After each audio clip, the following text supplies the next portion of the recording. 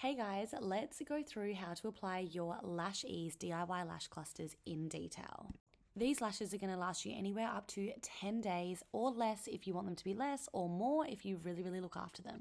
We currently have 3 styles and our singular boxes come in a 3-row or a 4-row option, and we have 3 styles at the moment, but a lot more coming. So we have classic, hybrid, and then also the style wispy. Wispy does even more so mimic a individual lash because it has a thinner lash band. But our bestseller at the moment is currently classic, and it has been for a long time. So because of that, we're going to be using classic in this video. I'm going to start out by curling my lashes with my Magnex lash curler. This has got little prongs in it to really separate and curl the lashes incredibly evenly.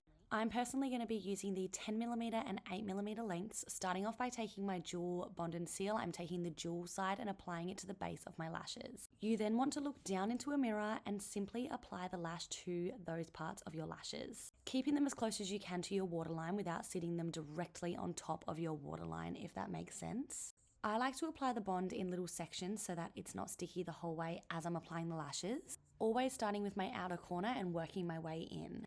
As you can see here is a before and after, and I did more of a cat eye style look with them a little bit longer on the end, bringing them in shorter. You want to make sure when you're applying the bond, you're not applying a heavy amount at the top tip of your lashes because you just don't need it. The bond really does need to be focused on the base of your lashes, which is the main part that the clusters will stick to. After sticking them all down, you want to clean your tweezers and then go through and pinch them together. It is normal for them to grab a little bit, just peel them off gently. After this, we're taking the seal end of the bond and seal jewel tube and running this along the bottom of the lashes and then also the top. Do not forget about the top. And then I like to take the mascara wand type part of the brush and brush through them once more.